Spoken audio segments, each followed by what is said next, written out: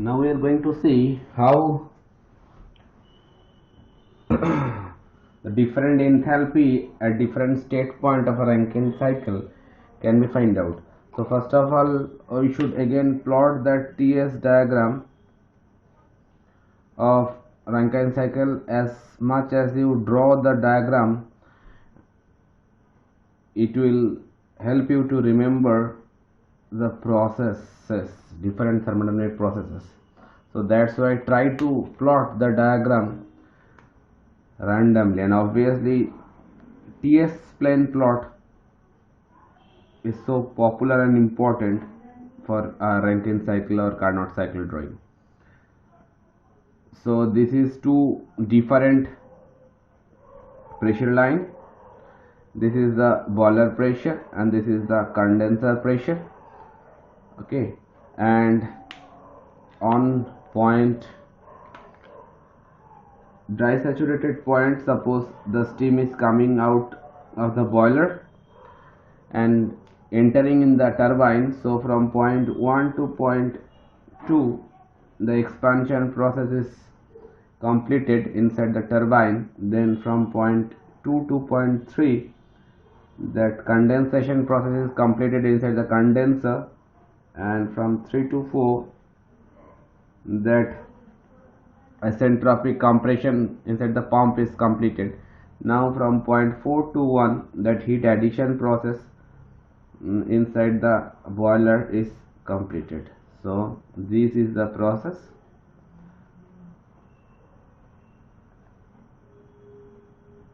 Okay, now I am taking a point in superheated region also, that steam can be in a dry saturated state as well as it can be in superheated state also. So I am naming it by 1 prime.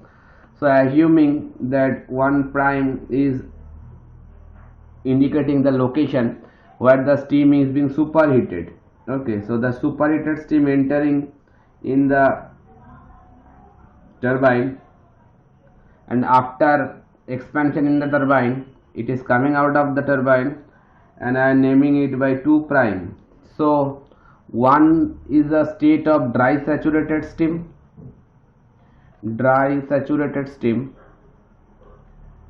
and it can be 1 prime also if the steam is superheated steam. If the steam is superheated, then that means it carrying more energy in form of heat, so the work done by the turbine will be more. So that way the steam is in superheated condition, it is better in that particular terms, in terms of work production. Okay, and 2 prime, 2 and 2 prime both are actually here in this diagram, they are actually wet steam. Okay, but in terms of dryness fraction, if we consider that point 2 is having dry, in terms of dryness fraction I can say dryness fraction means the quality of steam, how much dry the steam is actually. If the dryness fraction value is close to 1, that is a completely good quality steam. Close to 1 means the steam is reaching to the dry saturated line, and if it is much lesser than 1, then that means the steam quality is poor, lots of moisture inside the steam is present. Okay, so dryness fraction of 0.2 will be less than the dryness fraction of 0.2 prime,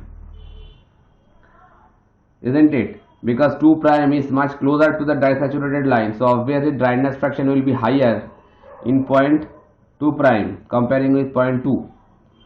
Okay, now in this particular diagram we are going to see how we can find out the enthalpies, or rather say the specific enthalpies at different state point. That means we have to find out H1,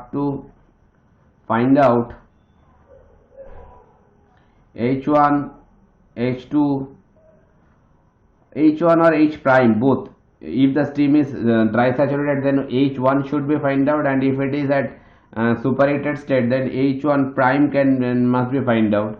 Then H2, or rather say H2 prime. Similarly, H3, H4. All these enthalpy points we have to know, by which we can find out the thermal efficiency of the Rankine cycle. Just before of this video, I have shown you that what is the thermal efficiency of a Rankine cycle and why these enthalpies or specific enthalpies are important here. Now first if we try to find out that H1 or H1 prime, how we can find out?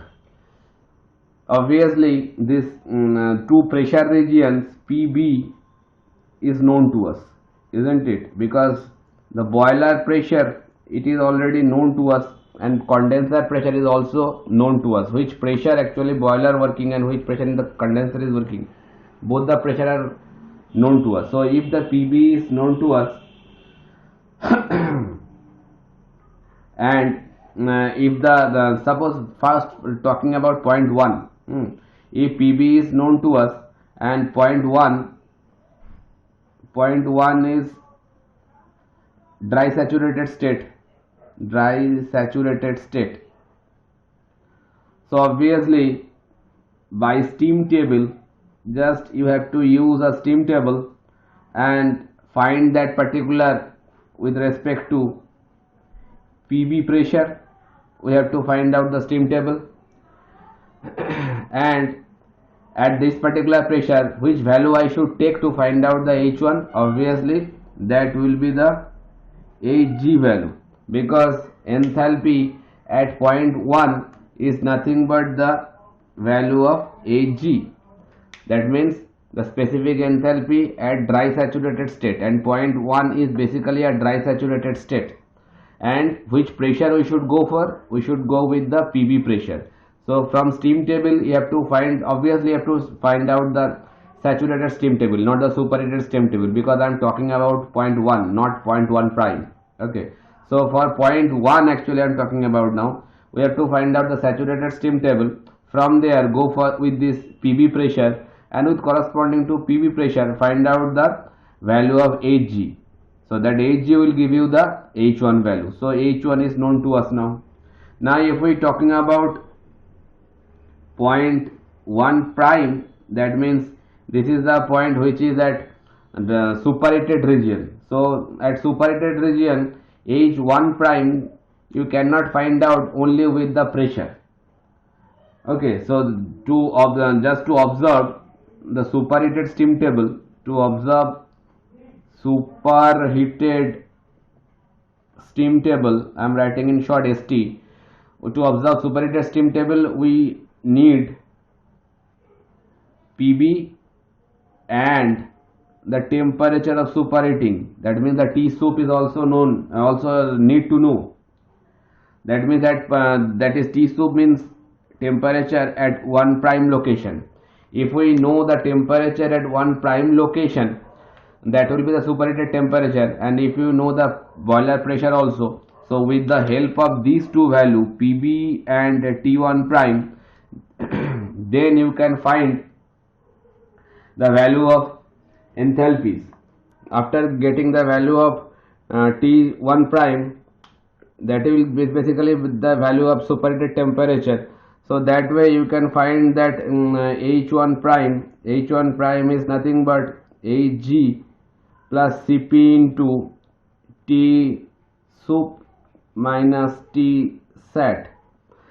That means superheated temperature minus saturation temperature.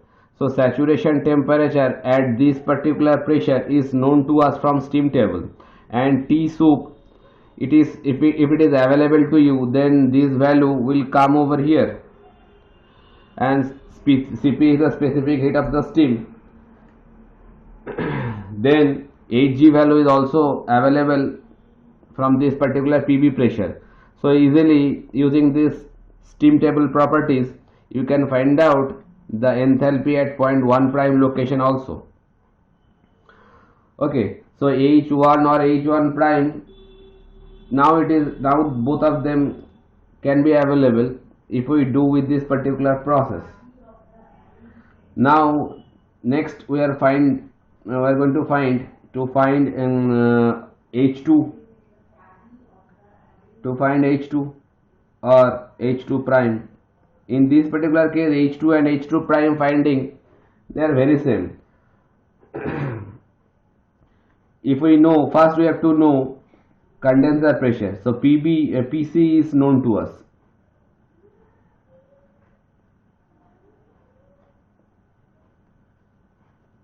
So condenser pressure must be known to us. So with respect to that particular pressure, go to the steam table or saturated steam table, and from saturated steam table, what we can find out with this particular pressure, we can find out first we have to find out the entropy. Why we are going to find out entropy? Because we know that the process 1 to 2, it is a constant entropy process, that is the isentropic process. That's why by using that particular property, isentropic process, we can find out the dryness fraction at point 2. How we can find out? Just see the process. So from steam table, first find out what we are going to find out. We are going to find out the entropy. Find entropy, that is Sg, that means specific entropy at dry saturated state with respect to condenser pressure. So that means that is the entropy in this particular location. In this particular location, the entropy will be Sg. Okay, so that Sg value we are going to find out with corresponding to PC pressure, that means condenser pressure, and also find out the enthalpy Sf, specific entropy I am talking about. Sg is a specific entropy at dry saturated state, and Sf is the specific entropy at saturated liquid state. That is the point over here. So this is Sg point and this is the actually Sf point, and you know that this is a constant pressure line.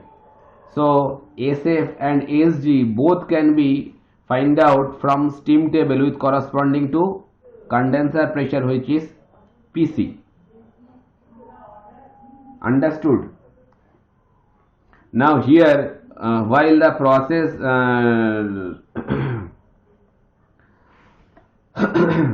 process 1 to 2 is a isentropic process, then I can write, as well as process 3 to 4 also isentropic process. 3 to 4 is also isentropic process, so I can write that Sf is equals to S3 and that is equals to S4, isn't it? And similarly so if we know the value of Sf, that way I can say that S3 is also known to us. So now we can use the steam table property like this way. If we try to find out the entropy at point 2, or rather say specific entropy at point 2, that can be written like this: Sf plus x into Sfg, or rather say Sf plus x into Sg minus Sf. Sfg means what? Specific entropy for the latent heat part. So say that Sfg can be written like Sg minus Sf, the difference between entropy of at dry saturated state with the liquid saturated state. The interval is known as Sfg. So Sfg can be written like this manner also. And this Sg and Sf both are known to us with corresponding to PC pressure from the steam table. So just put all these values, and S2 from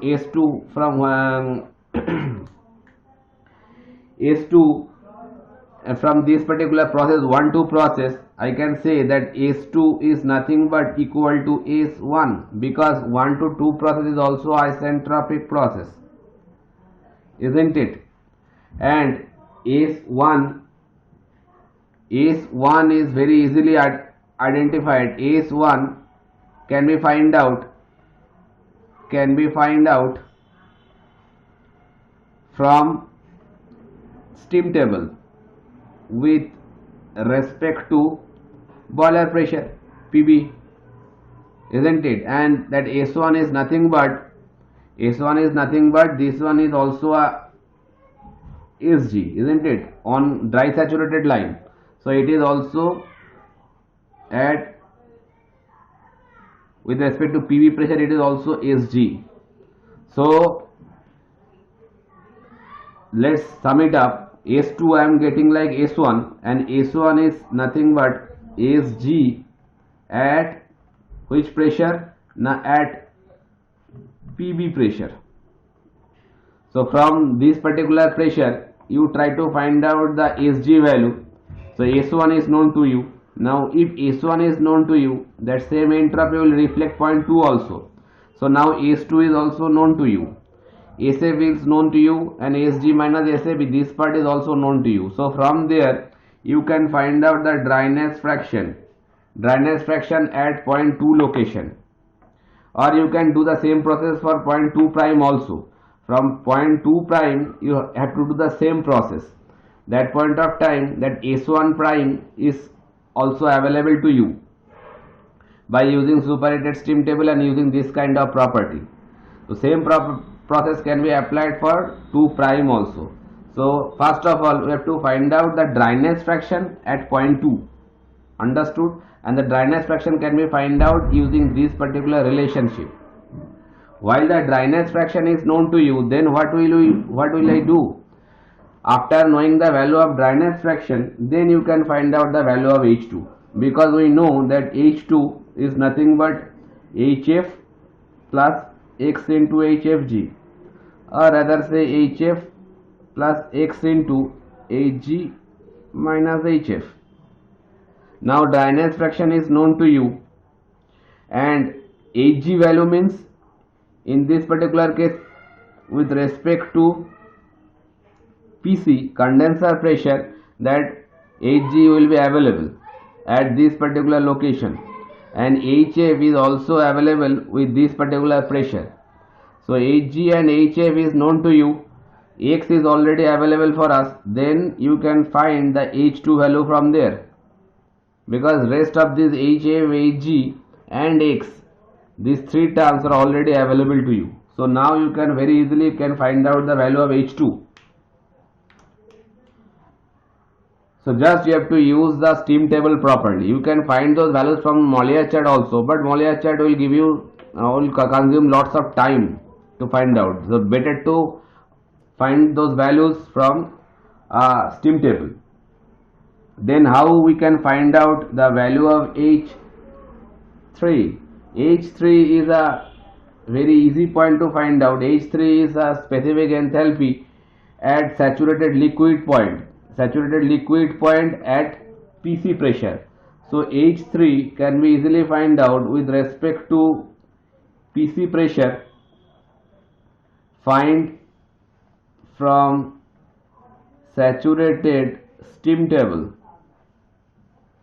So from saturated steam table, just with respect to PC pressure, find out the value of HF, and that HF will give you the value of H3. Understood? Now to find the last point, that is H4. Now H4 is not so easy to find out, because you can see the point 4 is actually resting in the subcooled region, that means the complete liquid region. It is a liquid region obviously. So in this particular region that point 4 actually lies. So you cannot apply those steam table properties over there, because the steam is in complete liquid state. So that's why the point 4 can be find out in a different way. We know that from a thermodynamic relationship, TDS, that is a TDS relationship actually, and I have shown you how this TDS relationship can be built up. TDS equals to dH minus VdP. This relationship already known to us, and how it can be derived, that I have shown in a separate video. Okay, all these terms are in specific term, mind it is small v. Sorry. Now that process 3 to 4, it is a isentropic process. So as for isentropic process, ds will be 0. So for process 3 to 4, I can write that dH is equals to VdP. Okay, it is valid for isentropic process, and in case of pumping, that is also isentropic process. So I can use this particular relationship. Now for 3 to 4 process, I can write that dH 3 to 4 is equals to VdP 3 to 4, isn't it? I can find out this by easily, but the problem is that specific volume, the small v, actually is not constant in this 3-4 process. Is it constant? If it is constant, then it can be taken outside of the integration sign. So just try to think or try to consider, is that specific volume at point 3, is it constant or not? It is constant because the specific volume, why it is constant? Specific volume change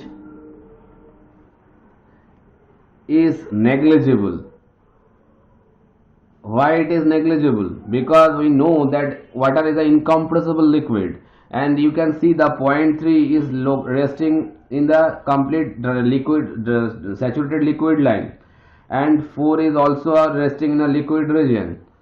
So while the density is remain constant because it is an incompressible one, then it is very difficult to change the specific volume. So that's why the specific volume change is negligible, we can say, because it is an incompressible substance. That's why, that is the reason, incompressible substance, that is the reason why it is remaining constant. We are considering. Okay, if the specific volume is constant, then I can say that specific volume at point 3 is nothing but Vf at PC pressure. So if we already available the PC pressure, to find out the specific volume at this particular pressure from steam table again. So this Vf from steam table you have to collect, and that Vf will give you the V3 because Vf is resting over this point at PC pressure. So Vf is nothing but equal to V3, and it is remaining constant because the density is constant. So now this part I can write H4 minus H3, that is change in specific enthalpy, is equals to V I am taking out in form of V3 and integration of dP. So I can write P4 minus P3. Okay, now here you can write like this way, H4 minus H3 instead of P4. P4 means pressure at this particular point, that is the boiler pressure actually, because this line is a constant pressure line. So I can write it PB, and P3 this point, so it is also a constant pressure line, that is PC. Okay, so PB and PC, both of them are already known to us, and V3 you are getting from here. So now this right hand side is, all these three terms are available for you.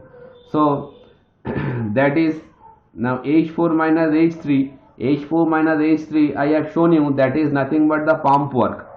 I have shown you earlier, just at the time of analysis part, I have shown you that how the pump work can be expressed by H4 minus H3. It is a steady flow device, so the difference of enthalpy will give you the amount of work done, and it is should be noted that Wp is the amount of heat supplied to the device. Okay, so the now Wp is available for us. Okay, so instead of finding H4, you can find H4 from here, that H4 is nothing but H3 plus V3 into PB minus PC. You can find out very easily, but actually we are not interested to find out only H4. We are trying to find out that pump work, because if you know the pump work, then you can find the net work done, because net work is nothing but Wt minus Wp. Okay, so WP is nothing but this relation. So if you know the H4 minus H3 term, then it will help you to find out that net work. And if the net work is available to you, then you can easily find out the thermal efficiency of that particular cycle. So instead of finding H4, if you find out H4 minus H3, that will help you more. So after getting these all values H1, H2, H3 and H4, then you can easily find out the thermal efficiency of a Rankine cycle, which is nothing but net work, that is WT minus WP, divided by the amount of heat supplied, that is the QB. Okay, so the WT minus WP, that derivation already I have shown you in the last video, that WT minus WP can be written WT minus WP, where should I think I should use this particular part, that WT minus WP can be written like 1 minus, now the H2 minus H3 divided by H1 minus H4. That whole derivation I have shown you in the earlier video. So that's why these enthalpy points are known, available, need to know for us. Okay, so that expression can be written like this way also, QC minus QB. So if all these enthalpy points at different locations are known to you, then you can easily find out the thermal efficiency of a Rankine cycle. And using this particular process, some problems you can see in your semester exam or as well as for some different competitive exam. Okay, so this part is very important, how to find out those enthalpy point, and from there how you can find out the thermal efficiency of a Rankine cycle. Now in our next video we are going to find out that how this Rankine cycle can be a better option comparing with the Carnot cycle, because we know the Carnot cycle is a cycle which is a particularly you can say ideal cycle which can give you the maximum work output. But instead of that, still we are not going to use the Carnot cycle for this particular thermal power plant. We are going for Rankine cycle. Why we are doing so, that we are going to see in our next video.